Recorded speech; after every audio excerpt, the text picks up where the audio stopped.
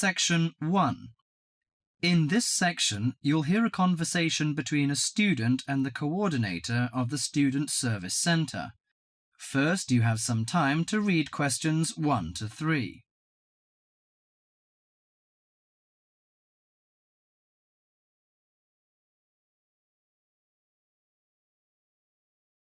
Now listen to the conversation and answer questions 1 to 3. Hi, sit down, please. How can I help you? Thank you. I'm a student in the sociology faculty. I'm coming to ask for some information about renting a room in the college or near the campus. My name is Sarah. Yes, Sarah. How long have you been here in Sydney? You are not new, I suppose. No, I'm in my second year. I came to Sydney 18 months ago from Korea. Where are you living now? I live with my aunt in my cousin's room. It's pretty nice to live with my relatives, but unfortunately my cousin has finished his term and is returning from Britain next week. I have to rent a room for myself. Yes, it sounds a little unfortunate, but I suppose it's a good chance for you to have a deeper understanding to real world. I hope so. Well, what sort of thing are you looking for? What we provide ranges from shared flat to homestay. And of course we have houses with gardens if you like. No, the house with a garden is obviously out of my price range. Shared flat is not bad, but I prefer a homestay. I enjoy the feeling of living with the family. When do you plan to begin the rent? Next week, you just said? No, my cousin is arriving by next week, so I hope to move out by this weekend. This weekend, okay. The main area we deal with is around the university. Around the university, aha. Do you have anything near the northern gate of the university? You know, the sociology faculty is near the northern gate.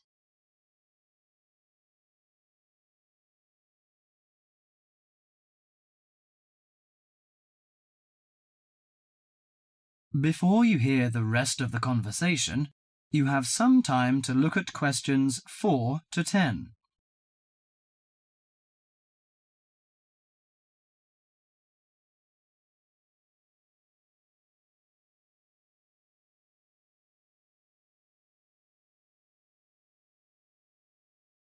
Now listen to the conversation and answer questions 4 to 10.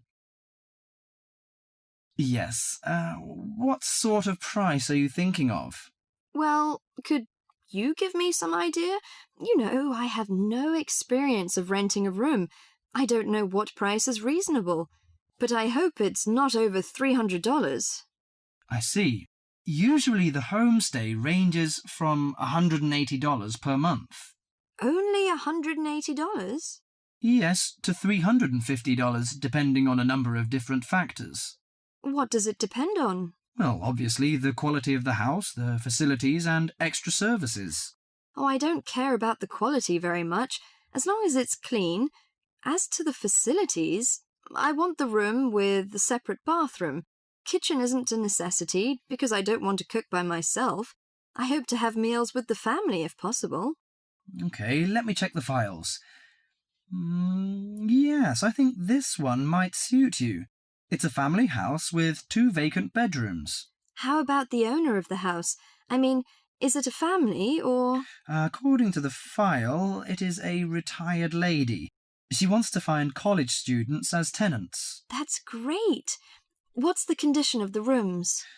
The bigger bedroom is furnished and with a bathroom, and the rent is $320 per month. The smaller one charges $250. It is furnished too, but without bathroom. Oh, $320. It's a bit out of my range, but I think I prefer the bigger one. How about the meals?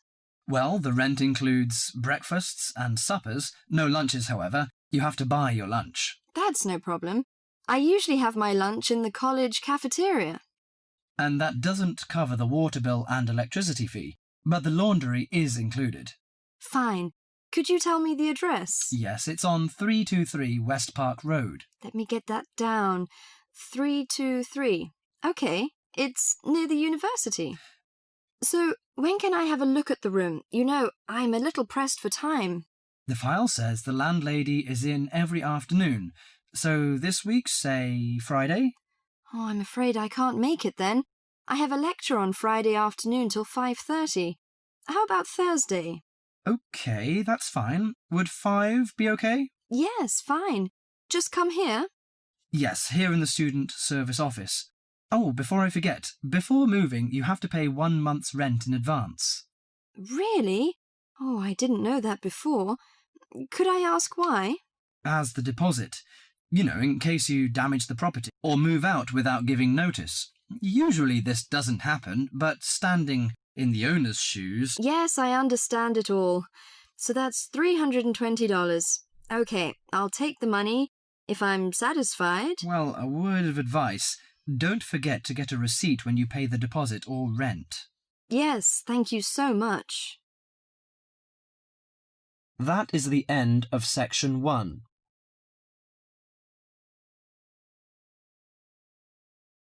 You now have half a minute to check your answers.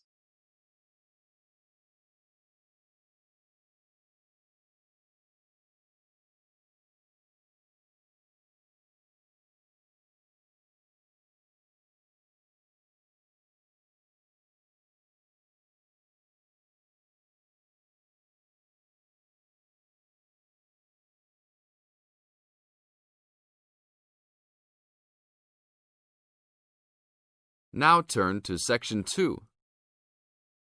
Section 2. You are going to hear a talk given by Madeline. She is going to introduce the recreational facilities on campus and in town. First, you have some time to look at questions 11 to 20.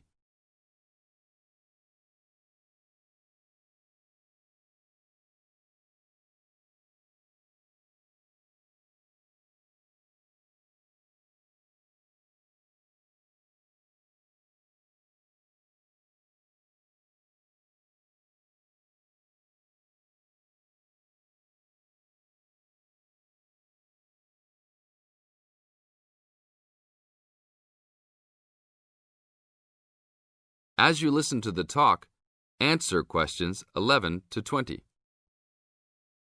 Well, good morning, everybody. My name's Madeline Stewart, and I'm here to tell you about the recreational facilities available on campus, and also to tell you something about what the town has to offer.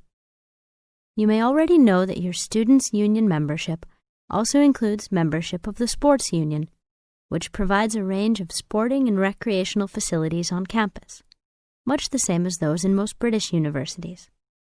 The Sports Union has football, tennis, and cricket teams in local competitions. And really, most sports are catered for in some way on campus, even if they're just social matches. In the building itself, there are fitness classes and a full gym, including weights. The Sports Union can also provide cheap tickets to some major sporting events.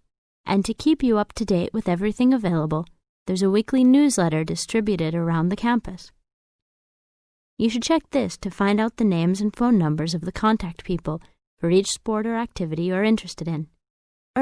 Yes, did you have a question? Yes, apart from what you've just said, does the Sports Union offer individual help in any of its activities, for example, in getting fit and healthy? Yes, we do.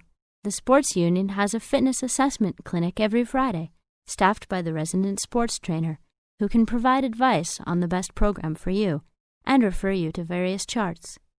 I'm sure you all realize that for any medical assessment or health problem, you should go to the University Medical Service. The sports trainer can also advise you on a suitable training program using the weights. And now on to Ashbury. For a town of its size, Ashbury has some unusually good leisure and sporting facilities, most of which are near the center of town and easily reached by bus from this campus. There's a new, almost new, Olympic-sized swimming pool. That's not quite in the central town area, but it's only a 5-minute walk from the bus stop. Above the pool, there's a high-tech fitness center that any of you more serious fitness lovers would need to check out. Then, in the center of town, there's a sporting complex called the Anderson Center, which contains squash courts and facilities for a number of other indoor sports, such as basketball. And just around the corner from the Anderson Center, in the main street there, is an indoor bowling alley. All of these facilities are listed in the weekly newsletter, so I encourage you all to look through it and... This is the end of Section 2. Now you have half a minute to check your answers.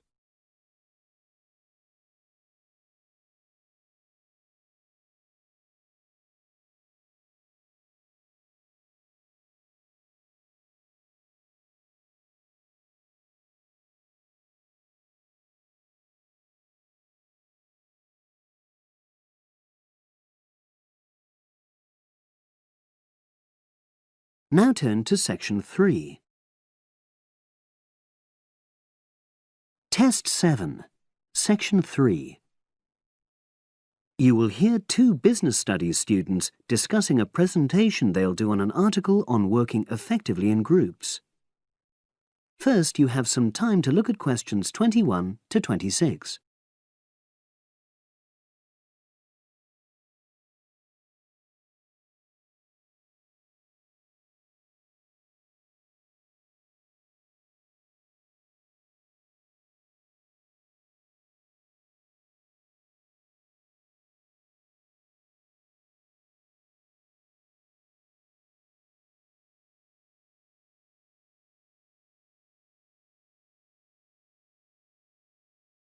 Now listen and answer questions 21 to 26.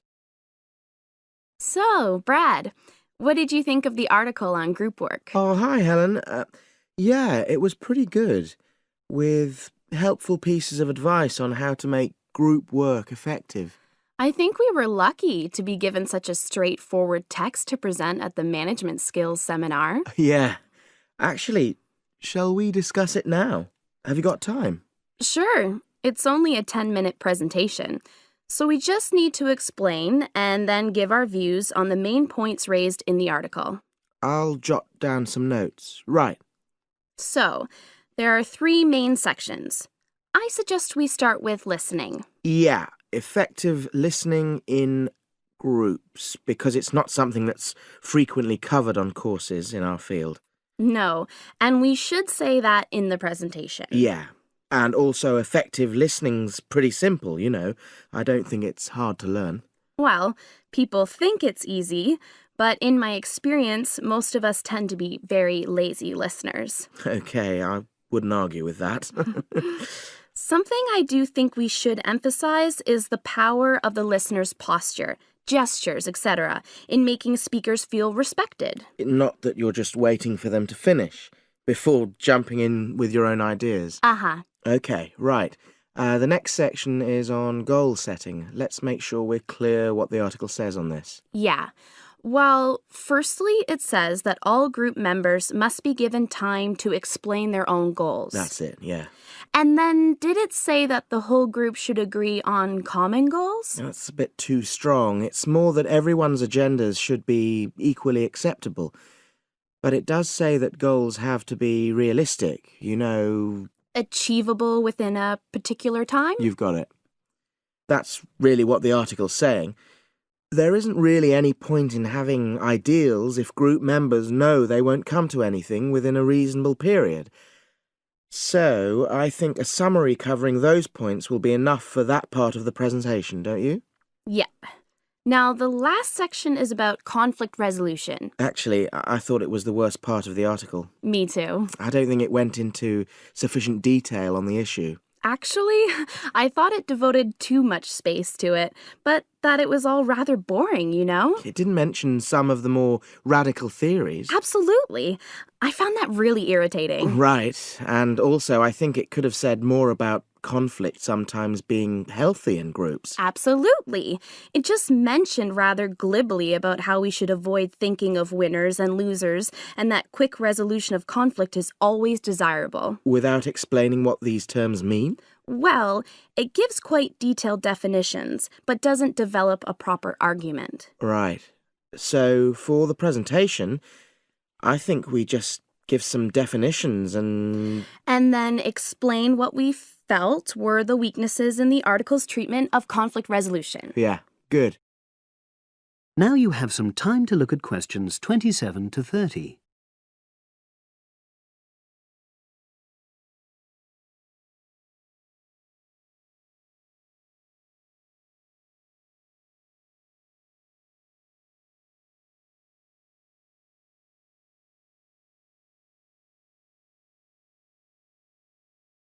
Now listen and answer questions 27 to 30.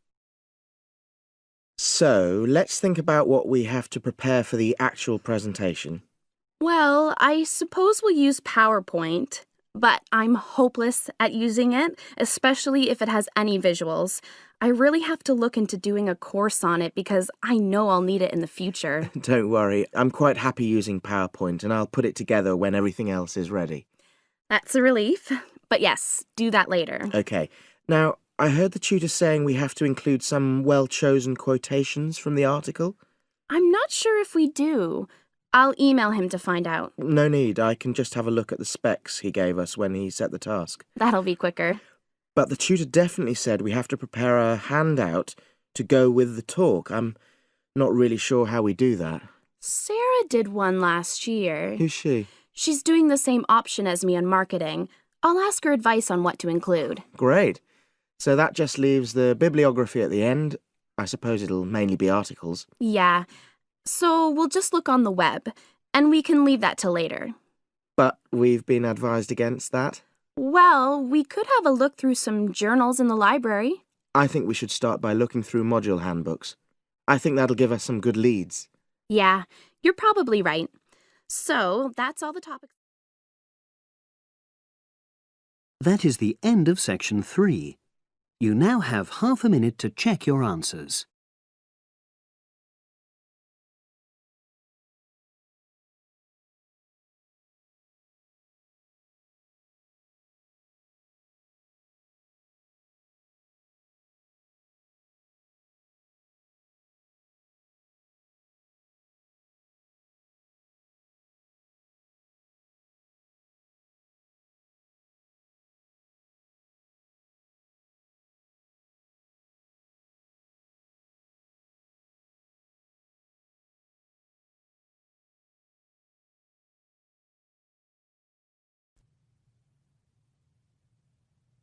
Section 4. You'll hear a lecturer talking to students about sport in Ireland. First, you have some time to look at questions 31 to 33.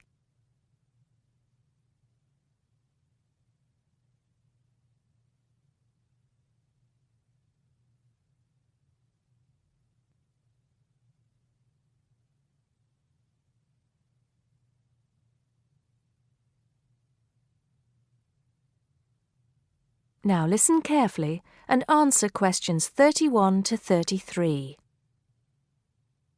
Now, today we're going to be finding out about the most popular sports in the Emerald Isle. That's Ireland, of course. Can you guess what they are? Well, there are these two lesser-played games, a form of rounders and Gaelic handball. But we'll start with one which is perhaps over 3,000 years old. Arriving in Ireland with the Celts, some claim. That may be a slight exaggeration, but I consider it to be the fastest field game in the world, and it goes by the name of hurling. Well, that's what it's known as in the English-speaking world anyway. So, what do you have to do? You've got 15 players on a team, one of them the goalkeeper. Each one has a stick called a hurley. Here you are. I've brought mine along. Had it since I was at school. This is what it looks like, and basically you have to get this ball, called a sliotar, that's S-L-I-O-T-A-R, so it's not spelt the way it's pronounced. You hit it into the net for 3 points, or you can hit it over the net for 1 point. The goal looks like the letter H, with the net under the crossbar. The goalie has a bigger stick than the others to help keep the ball out. You can also catch the sliotar and run with it for 4 steps maximum, or bounce it on your stick. Is that clear to you all? I'll be showing you a video a bit later so you can see what a game actually looks like. You might like to think of it as a mixture of lacrosse, hockey and baseball. Oh, and it's played by women too, but it goes by the name of camogie in that case. Before you hear the rest of the talk, you have some time to look at questions 34 to 40.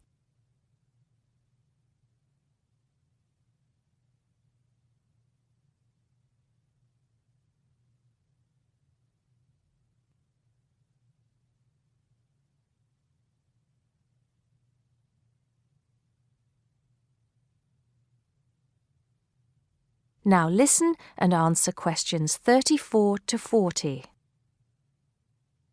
I'll give you a bit of the history, shall I now? Generally, the golden age of the game is considered to be the 18th century. But systematic rules were first agreed and drawn up at that great shrine of learning, Trinity College Dublin, in 1879, founding the Irish Hurling Union, closely followed just a few years later by the formation of the Gaelic Athletics Association. With greater organisation last century, the All-Ireland Hurling Championship got off to a flying start, and I'm proud to say that my own native city of Cork has won more than 20 titles over the years. But then, so have Kilkenny and Tipperary. Is it only played in Ireland? No. Well, it is the only country with a national team at the moment, but you may be surprised to discover there are hurling clubs in London, as well as in America and Argentina, to name just a few. The other game I'd like to take a little time to introduce you to is Gaelic football, which is played on the same pitch as hurling with the same number of players, but there's no net. You just have to get the ball over your opponent's goalposts, and you can do that by kicking or punching the ball. However, you're not supposed to do that to the players, I might add. Imagine it as a combination of soccer and basketball. But in my opinion, it's a more exciting spectacle than either of those. Excuse my bias, if you will. It's also very popular with women. In fact, there are more women's teams than for any other sport. Whether despite or because of the physical contact involved, I wouldn't like to say. They do play a shorter game, 60 minutes, rather than the men's 70. So, let's have a look. If we can have the lights down, I'll see if I can get this technology to work. That is the end of section 4. You now have half a minute to check your answers.